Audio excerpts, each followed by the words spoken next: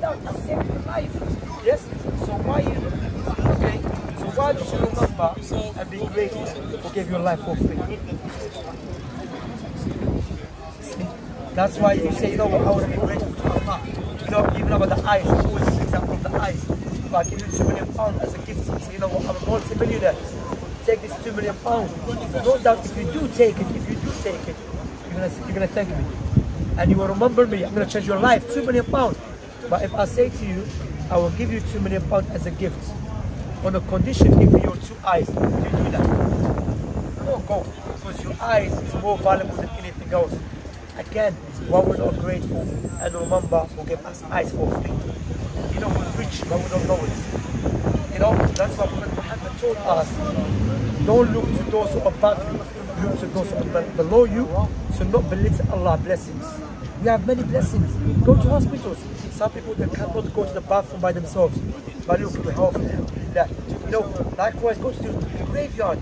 There's people who have passed away and they died as disbelievers, but you're still alive. You still have a chance to turn back to God. You know, what God wants, you know, there's a hadith Prophet Muhammad told us, alayhi salatu wassalam, on the day of judgment, on the day of judgment, Allah will say to this believer, if I give you this word 10 times, yeah, would you sacrifice it for the sake to save yourself today from the punishment of God? You will say, yes, Allah, I will sacrifice for the sake of save myself from the punishment. Allah will say to him, I ask you one thing, to worship me alone and to not associate anything as a partner with me. And he did not do it. It's too late. So sister, you have the chance today to become a Muslim, to testify there's no one worthy of worship except Allah, Muhammad the messenger of Allah. Then you start learning how to pray step by step, you know. So if you're talking about eating pork, like I said, does not take you out for the Islam. But when you become Muslim, you start learning about Allah more and more, then you don't not let anything stop you from becoming closer to your Creator. Because you know, this life is a test. You understand? When I start practicing, after I come out of prison, I start practicing Islam. There's certain things, like for example, listen to music. It was hard for me to stop listening to music, but I never said, you know what, I'm gonna stop praying because I listen to music. You know, I said, you know what, let me carry on praying, let me carry on worshiping Allah. Then alhamdulillah, when I start knowing about my Creator more and more, I said, you know what, music is setting me away from God. I love Allah more than anyone else, more than anything else. But doesn't mean I'm not going to listen to music in the future. But if I do fall into listening to music, I seek forgiveness from Allah. But I will never let nothing stop me from praying to Allah. You know? Because remember, Shaitan, Satan is the greatest enemy to us. So he will come to you as a sincere advisor. I say to you, you have to do this, your family, and so on. But all of that will not benefit you on the day of resurrection when you meet your Creator. So, you know, don't let nothing stop you. Lie, don't let nothing stop you. You know, one of the prophecies in the Quran, Allah said, وَالَّذِي أَرْسَلَ رَسُولَهُ بِالْهُدَى وَدِينِ الْحَقِّ لِيُظْهِرَهُ عَلَى الدِّينِ كُلِّهِ وَلَوْ كَرِهَ الْكَافِرُونَ. It's Allah who sent His Prophet Muhammad with Islam in order for Islam to prevail the other religions, even if the disbelievers dislike it. Now we know there's many barriers against Islam. Yeah? There's many people trying, you know, mainstream media always speak bad about Islam. Yeah? However, the fastest growing religion on the face of the earth is Islam. Who's doing the job? Allah. And guess what? Allah mentioned it in the Quran 1,400 years ago that Islam will prevail, and we can see it right now. This is a prophecy. You know, even another one to show you about Islam. Prophet Muhammad was in Medina, in a place called City, Medina. He migrated from Mecca to Medina. This place, there were a lot of Jewish people. And those Jewish people believed that Jesus was not a prophet of God, he was evil man. Prophet Muhammad, if he was a liar, what he would have done? He would have agreed with the Jewish people to gain more followers, yes? But what he did, he said, no, Jesus was a righteous man. He was a pure man. His mother was a pure woman, and he was a Messiah, you know? So he was defending Jesus. If you do look at it from material point of view, he's not going to gain nothing. But because he was a messenger of Allah, so he had to convey what Allah was telling him to defend Jesus, even if the Jewish people don't like it in that place. Understand? So that's a clear sign this man is not a liar. Because a liar, what he would do, he will agree with anyone that is going to gain him more followers. Understand? Another one I give you, why Prophet Muhammad is a true prophet and is an honest person during his lifetime. His friend, is one of his friends, yeah? He was married to a woman that he loved her so much, yeah? But that woman, she didn't want to stay with him anymore. Alright? So she left him. So Prophet Muhammad, he was watching his friend going around following her. Then he went to her. He said, oh so and so, why don't you go back to him? He said, oh messenger of Allah, are you commanding me because Allah told you that I have to go back to him? If this is the case, then I'm going to obey Allah. Or you just trying to mediate. If he was a liar, what is he going to say? He's going to say, no, Allah told me, go back to my friend, yeah? He's going to try to manipulate her, correct? But what he said, no, Allah never told me. I'm trying to hope. If you want to go back, go back. If not, it's up to you. Just, I don't want to go back, it's up to you. That is not a trait of a liar. A liar will try to manipulate people, try to misuse people. But when you look at the teaching of the Prophet Muhammad, his biography is sufficient to know this man is a messenger of the Most High, a messenger of Allah. Does it make sense what I said so far? Yes, alhamdulillah, you know, don't let nothing to make you become Muslim. You know, when you look to Christianity, what it means, follower of Christ. When you look to Judaism, follower of Judah. Buddhism, follower of Buddha. Islam, not follow of Muhammad. Islam means to submit to Allah according to the teaching of Prophet Muhammad. Islam connected to your Creator. Al-istislamu lillah, submission completely to Allah subhanahu wa ta'ala. You know, subhanallah. You know, like I said to you, you know, subhanallah, there's a verse in the Quran. Allah said that Satan will inspire people to change Allah's creation. Satan will inspire people to change what? Allah's creation. So Allah created as a man, they will change it to become a woman. Allah created as a woman, they change it. That is in the Quran 1,400 years ago. You see it right now. SubhanAllah. Imagine sisters that you look. I feel I should have born as an armless person, even though clearly I have an arm. But I believe I was born in the wrong body. I should have no arm.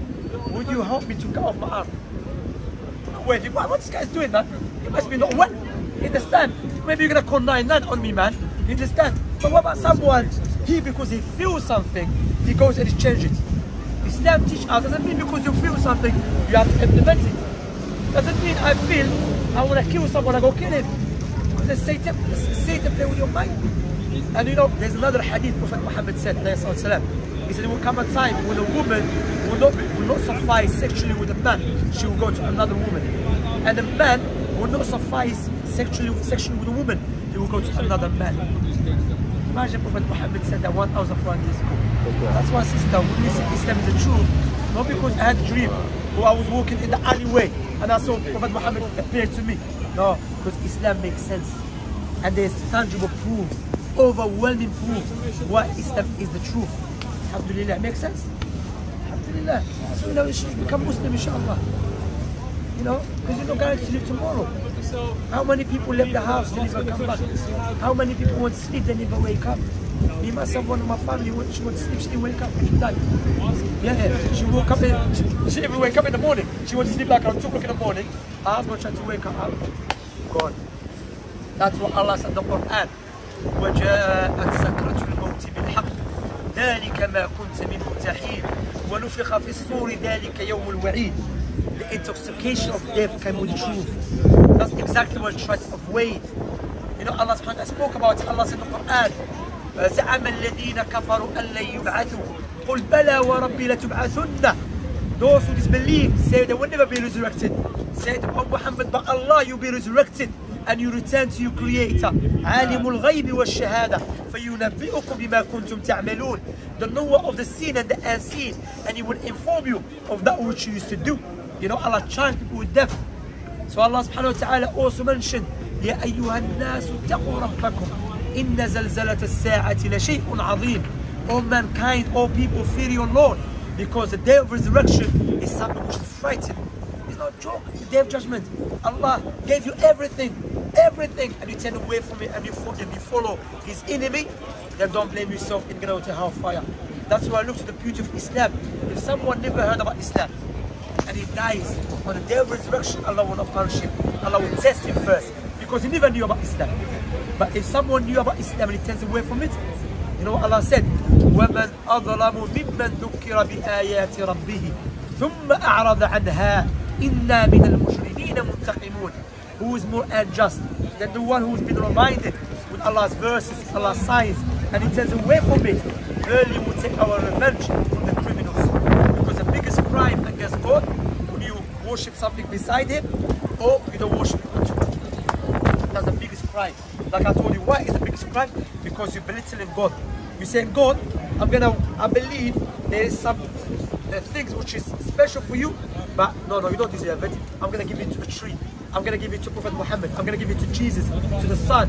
That's called belittling, because why? You try to dictate to God how he should be worshipped. That's why shirk, which is associationism, associate partners with Allah, and the kufr, disbelief, one of the biggest crime that has been committed in history against the Creator. You know? It's clear to you, alhamdulillah, you can take Shahadah, alhamdulillah. Yeah, alhamdulillah. Ashhadu an la ilaha in Arabic, ashhadu an la ilaha illallah, ashhadu anna Muhammadan Rasulullah. Then you repeat it in English, and I will take the reward, inshallah. You know? Alhamdulillah. Don't let Arabic stop you, sister. Wallahi.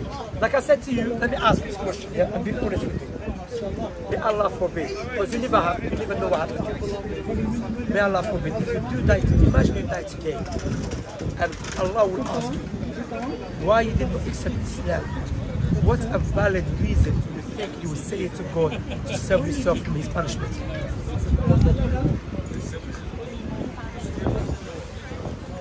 Your family will not say it. That's not a valid reason, because why? Jesus, which your family follow Christians, yeah? Jesus himself, he came to some Jewish people, they rejected him because of their families.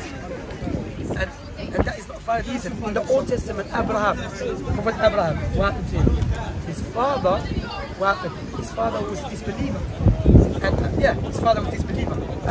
His father was a pagan worshipper. And Abraham turned away against him. But Islam teaches us, even if your parents are not Muslims, be good to them. Be respectful to them.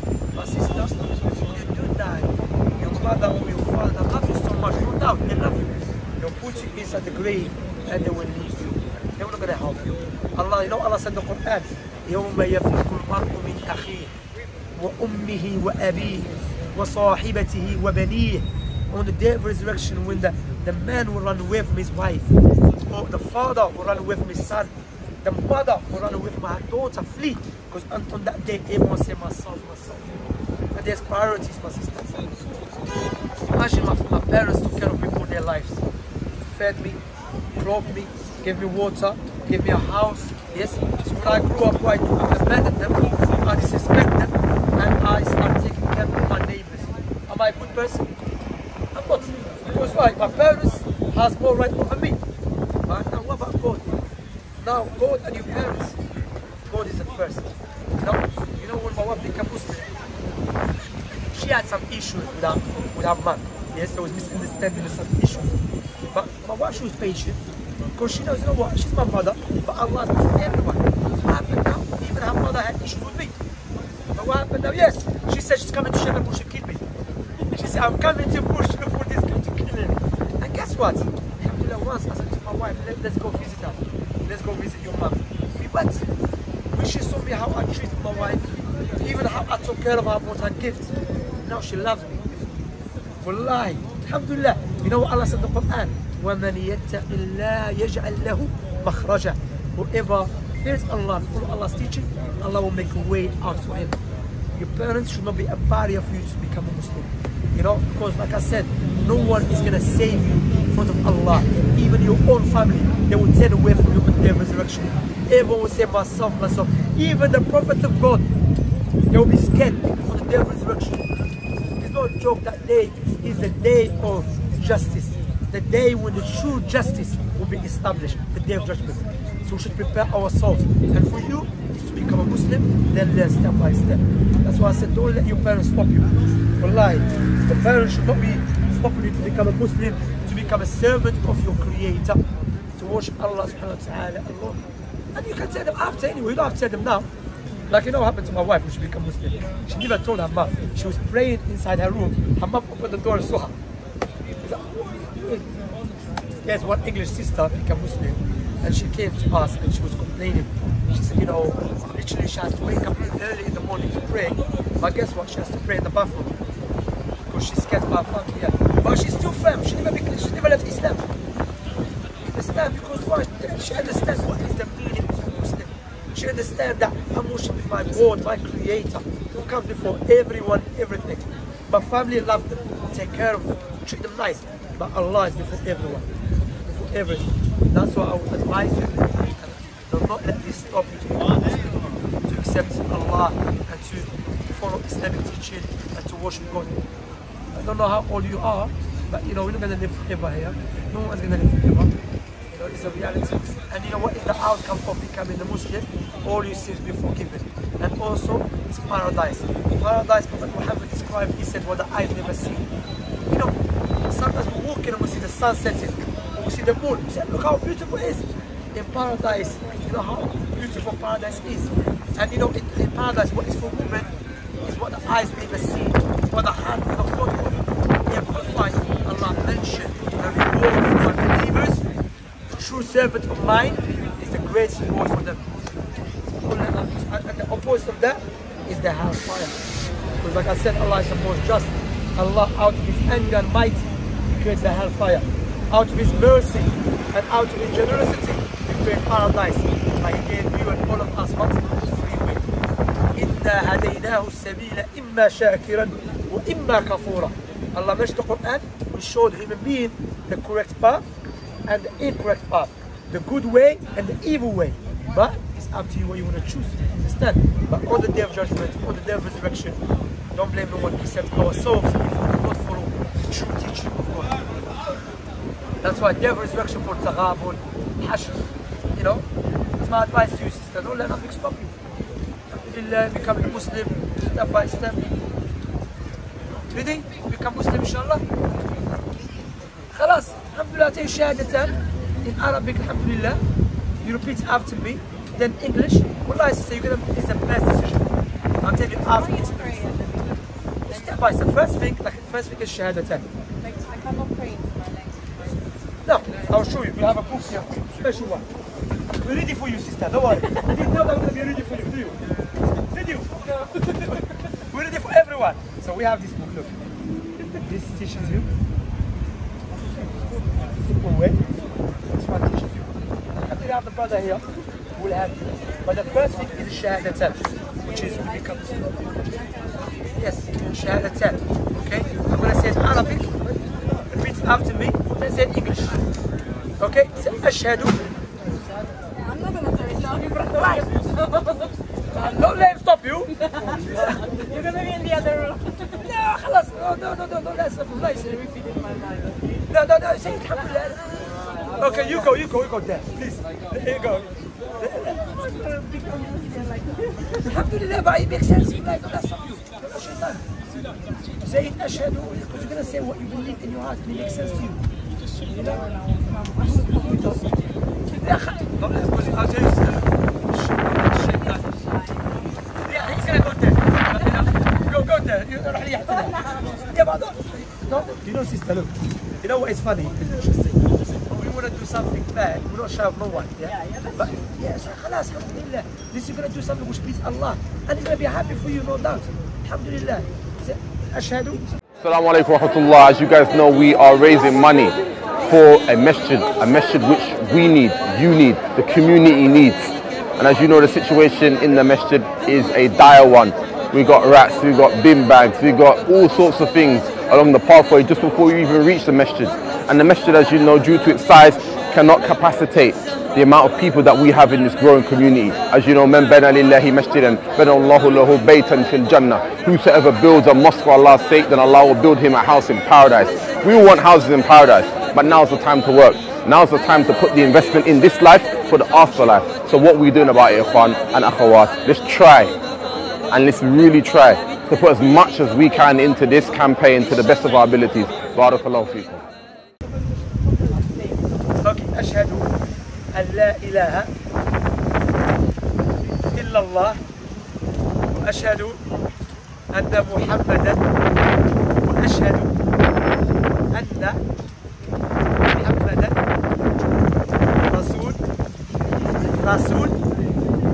Allah.